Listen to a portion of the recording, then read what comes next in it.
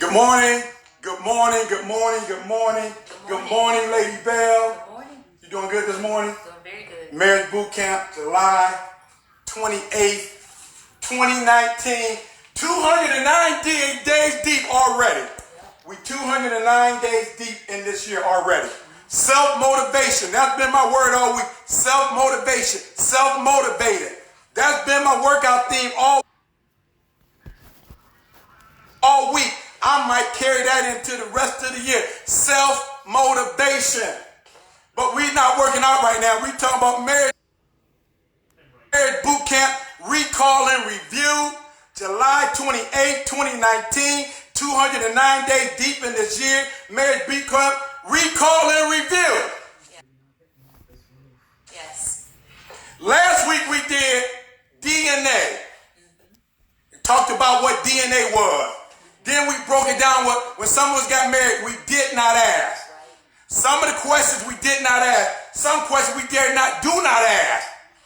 Sometimes you don't ask the person a question and they'll tell you, don't ask me that. Right. Ooh, have you ever asked somebody a question, they said, don't ask me that? You ready to get married, you gonna tell me don't ask you that? You ready to get married, you were scared to ask, you did not ask? We got a lot of questions this week about some questions that they did not ask. Yeah, we got a lot of questions. You did not ask. They told you do not ask. See, when me and Vicky do our marriage boot camp, we do this one segment called You Plan the Wedding, but you do not plan the marriage. They plan the wedding, but they don't plan the marriage. You spend a whole year. Look, Vicky, let's get married. Will you marry me? Then you set a date, July 1st, 2020. You spend a whole year planning that wedding. You don't set the date. You don't set the time. You don't set the church. You gather who your bridesmaids are going to be. You look at each and every detail. You look at each and every detail for that one day, July 1st, 2020, the wedding day. You plan the wedding, but you do not plan the marriage because you don't want to ask no questions. You don't want to ask no questions. And now here we are, 1 year later, 3 years later, 5 years later, 10 years later, we planned the wedding, but we did not plan the marriage. DNA, you did not ask and you do not ask. So what's the DNA in your marriage? What's the DNA in your marriage? I like that. Now since we're in the marriage, and I'm going here because we're going to do a little reviewing while we're doing over these questions. Life insurance. Did y'all talk about life insurance? Did y'all talk about getting a life insurance policy?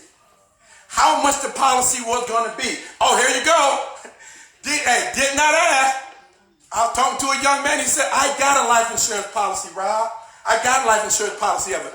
But half is going to my mother and the other half is going to my wife and kids. No. Now, this is my opinion. Now, you make out your insurance policy who you want to make it out to. But your life insurance policy is for your bone and your bone and your flesh and your flesh. You leave your life insurance policy to your kid, to your wife, and to your kids. Now, if you want to leave your mama some life insurance policy, you need to get a separate life insurance policy for your mama. Or maybe you need to bump up your life insurance policy. If you want to bump up your life insurance policy and give your mama a percentage of that, that's fine too. But long as your life insurance policy covers your wife and kid for 5 years of your annual income. So if you're making $50,000 a year, your life insurance policy should be $250,000 that goes to your wife and kids. Now, if you want to leave your mama something, bump your life insurance policy up to the $300,000 and let your wife know I'm leaving $50,000 to my mama because you don't want people fussing and fighting over money because family will fall apart over money. You got to discuss these things. So hey, write down their life insurance policy and what's going there. Money. People don't want to ask the question about money. When you get married, are there going to be separate bank accounts? Did you ask? Or don't ask me that question. Are there going to be separate bank accounts? Is she going to still keep her own bank account? Then I got my bank account. Then we got a joint bank account. Or is all the funds going into one bank account? Now, when we do our marriage boot camp, we teach one bank account. One team, the same team. 1 plus 1 equals 1. 2 is bigger, but it's still 1. 2 jobs is 2 jobs, but it's still one bank account. If one making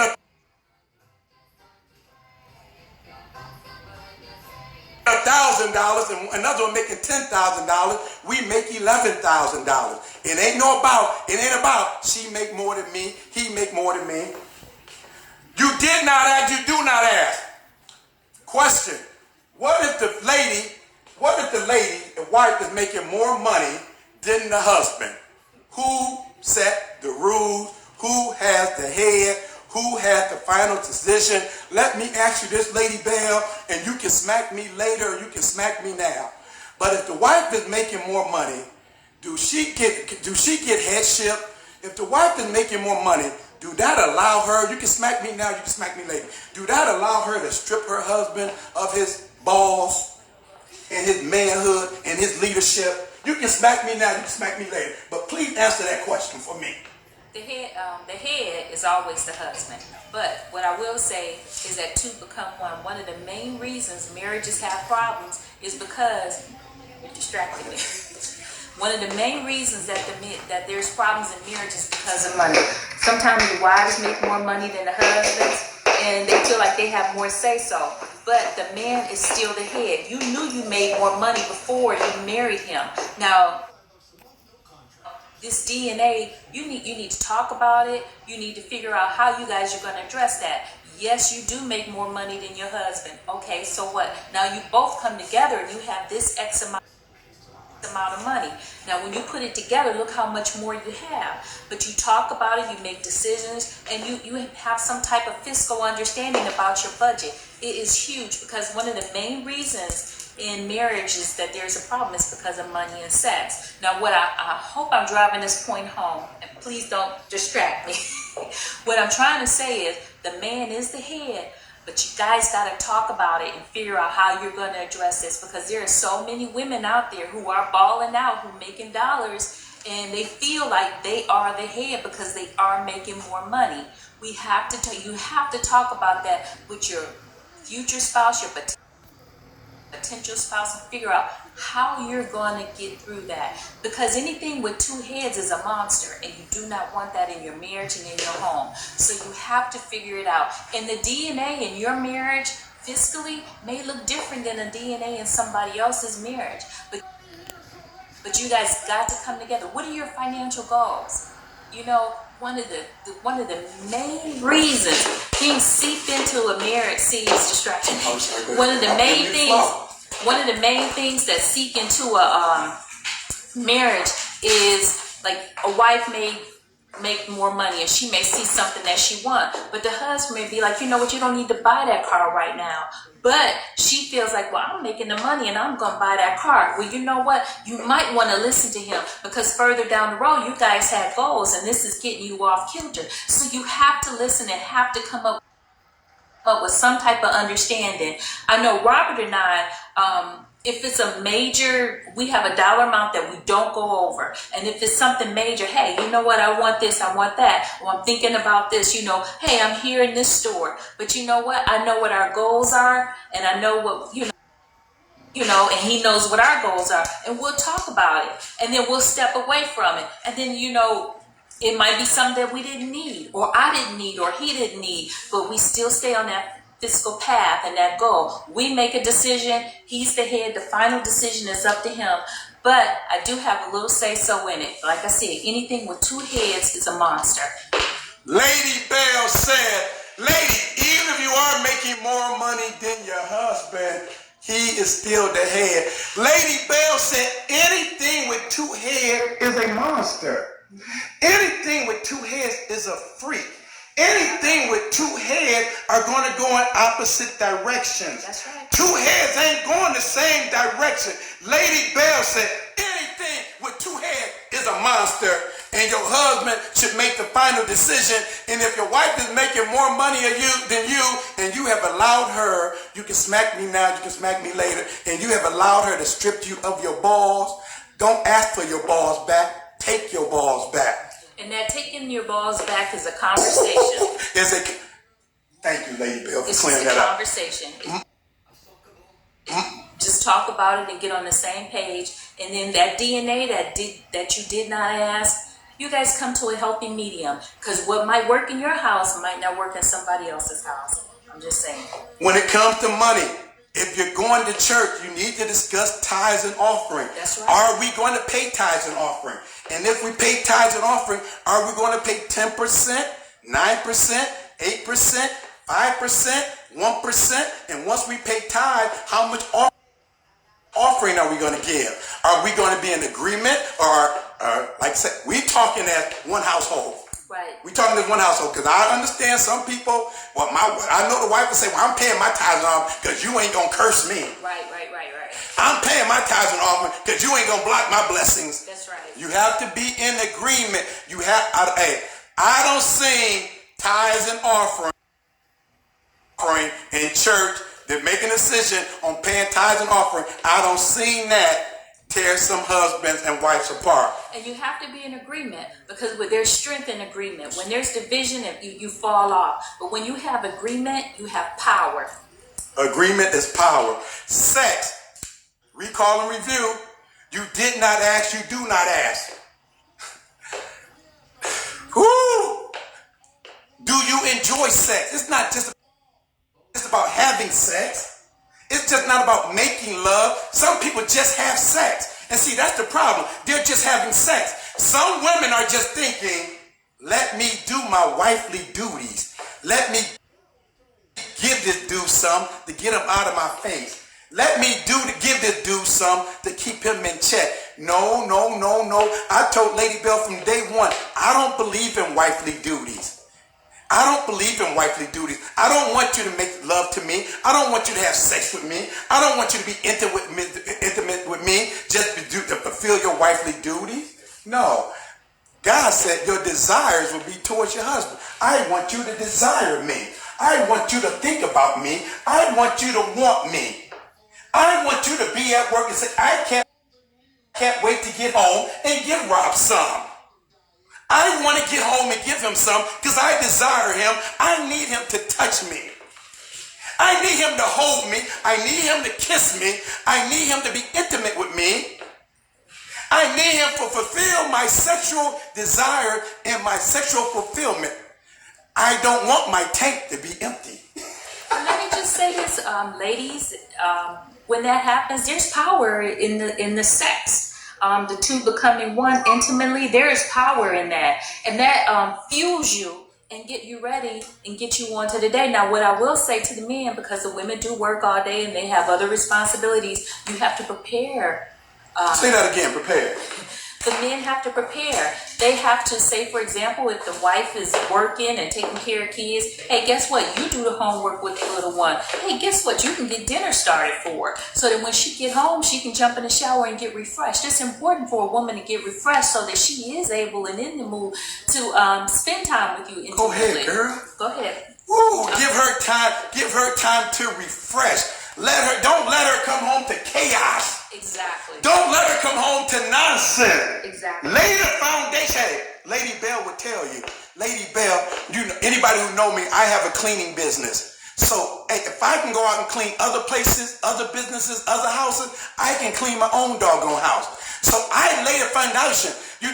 Come Thursday, I'm cleaning up my whole house. So come Friday, Saturday, and Sunday, Lady Bell ain't got to spend all weekend dusting and mopping and sweeping and waxing. I done already took care of that before the weekend comes.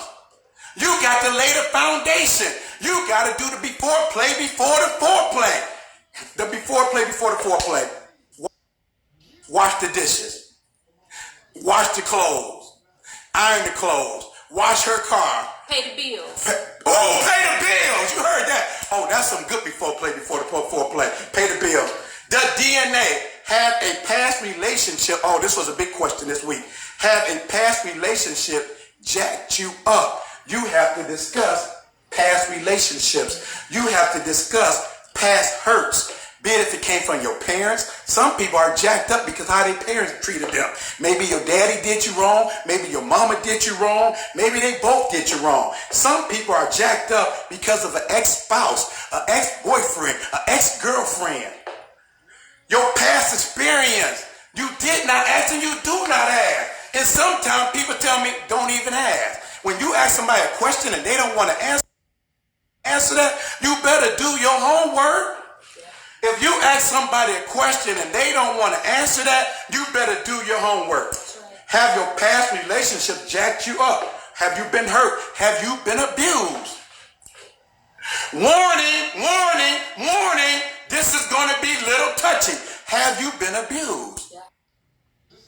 Have you been abused? You can't go into a marriage. You can't go into a marriage and do not ask. You did not ask. And now you're in the marriage, and a lot of you ladies, you've been abused. You've been sexually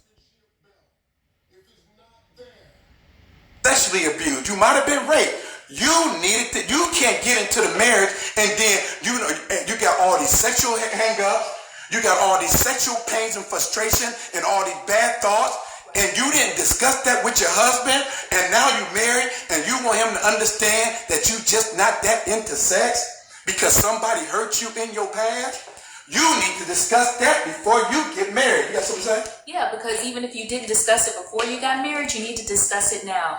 And what that looks like in your marriage, because that's impactful. And you may need to go get professional help behind that, and the two of you go and talk to somebody, because that's important for the two becoming one. Because there are so many instances where, somebody's bringing in this baggage, and it's serious. It's a serious topic. It's a serious conversation. Now you're in the marriage and you're dealing with all this, and it has to be discussed if you're going to move forward and be that power couple that you should be. Lady Bell said, get professional help. That's right.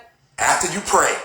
After you pray. After you go to church. That's right. After you read the word. After you talk to pastor. Because more than likely, all pastor going to do is pray. No, if you got a big hang up about this, you need to seek professional help. We're just giving advice. We're just giving advice. We're just enlightening you. Right. But if you have been abused in the past, we're not professional counselors to say, hey, how can we help y'all with that? We can say, you need to sit down and talk to each other. Because there could be some triggers in there. It could be something that a husband or wife is saying to or doing to another, to their spouse, and it could trigger something off in them. You don't know what those trigger points are, and you need to figure that out.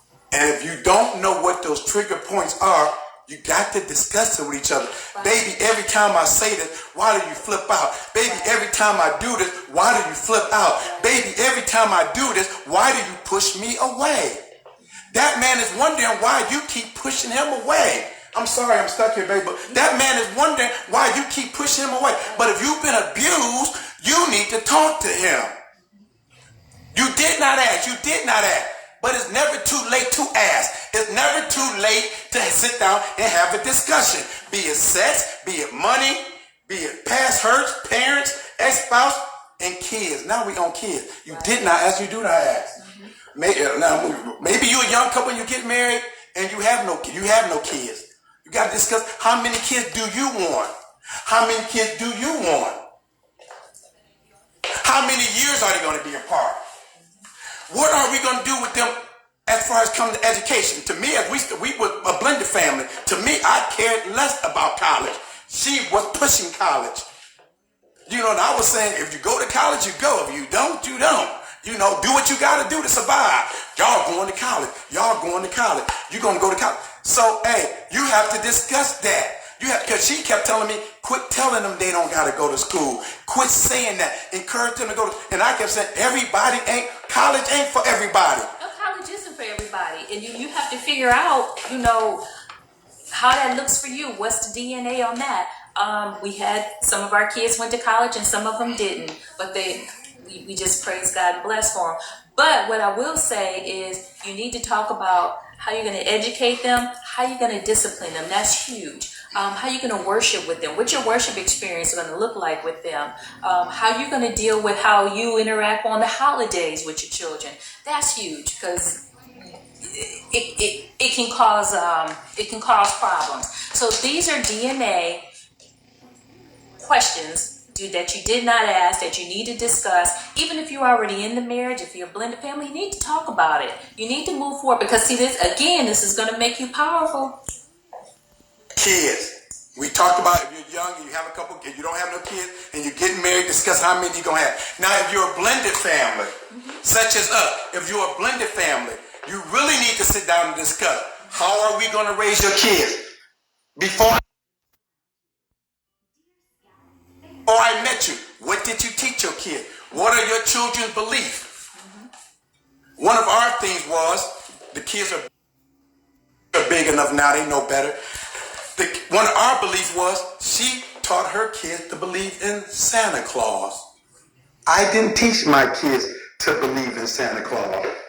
She was do and die Santa Claus. She was team Santa Claus. I was team no Santa Claus. So when we celebrated Christmas, I had to instill into my kids, look, when we go over to Miss Vicky's house, her kids believe in Santa Claus. So when we're over there, we believe in Santa Claus. When they ask you what Santa Claus bringing you, tell them Santa Claus is bringing me this, this, and that. And then we're just like, good job. And we never had a problem with that. No, we didn't. We never had a problem with that. Because her kids was on board with Team Santa Claus. My kids was on board with no Team Santa Claus. But when we came together, my kids understand their points of, hey, they believe in Santa Claus just like most kids were being taught to believe in Santa Claus. So they went along with the program. So you have to sit down and discuss. Hey, we had to discuss, now since we're getting married, what type of church are we going to go to? She was Baptist, I was non-denominational. I was Holy Ghost filled, speaking in tongues, blood filled, water baptized. You know, she was good old Baptist. Sing a couple of hymns, hallelujah, thank you Lord, and go home. She didn't believe in staying in church 4 and 5 hours a day. So we had to come to a happier medium of what type of church we was going to go to, what type of belief we was going to believe, how much tithes and offering we was going to give, how many days a week we was going to go to church. Because I can pray. I can pray, I can fast, I can read the word, I can study the word. I'm self-motivated. I don't need a wife that's praying 2 or 3 hours a day. I don't need a wife reading the word 3 or 4 hours a day. I don't need a wife going to church 3 and 4 hours a day. No, baby girl, I need you at home. I need you taking care of home. But I do pray and read the word. Let me just say. I just say I don't need one, but I got me a prayer warrior. I got me somebody when I get crazy who know how to pray for me. I got somebody when I get crazy who know how to lay hands on me suddenly. And it ain't always in love. Okay, where we at, baby girl? Marriage boot camp, you did not ask. Sit down and ask the question. Sit down and ask. Today is day 1. Okay, baby girl, we stuck. We need to have a discussion. Mm-hmm. Baby girl, we love this show, Naked and Afraid. They take 2 strangers and put them in the middle of the wilderness, naked and afraid. 1 man and 1 woman. Naked and afraid. They got to survive in the wilderness for 21 days. Naked and afraid. No food, no water, no shelter. They have to start from scratch. And you don't want to get naked and unafraid with your wife. You don't want to get naked and unafraid with your husband. You got to strip off the mask. You got to strip off the weave. You got to strip off the eyelashes. You got to strip off the foundation. You got to strip off the concealer. You got to strip off the lipstick. You got to strip off the booty bump. And you got to strip off that magic bra and let him know who you really is. Hey, dude, you got to strip off all that fakeness. You got to let her know who you really is. You got to get naked and unafraid. They They put two strangers in the wilderness, naked and afraid. And you can't get naked. You can't bear your mind. You can't bear your heart. You can't bear your feelings. You can't bear your past. You can't bear your hurt with your wife. And then you're going to be married 20, 25, 30 years, 40 years. And then you're going to look at her and say, I've been wanted out of this. I've been wanted out. And after 30 years later, 40 years later, it's happening every day. It's happening every day. I'm not trying. I've been with this woman 22 years. I'm not waking up after 30 years and saying goodbye. I'm not waking up after 35 years and saying goodbye. I'm not waking up after 40 years and saying goodbye. I'm not going to live with her for 40 years miserable. 20 years miserable. They say normally when a couple get divorced, if you get divorced in 10 years, you've been disconnected since year 5. If you get married after 20 years, you've been disconnected after year 10. If you get divorced after 40 years, you've been disconnected ever since year 20. So you've been disconnected. See, that's when you ain't talking sex, you ain't having sex. That's when you ain't talking money. You don't care about no money. You roommates on paper. And I'm going to say this, then we out. Be naked and unafraid. 1 + 1 will always be 1. 2 is bigger, but it's still 1. 1,000, but 2 10,000. Team Bell, we out. Lady Bell said anything with 2 heads is a monster. Team Bell, we out. At Kohl's Friends and Family Sale, take an extra 20% off. Plus, take an extra 10% off home.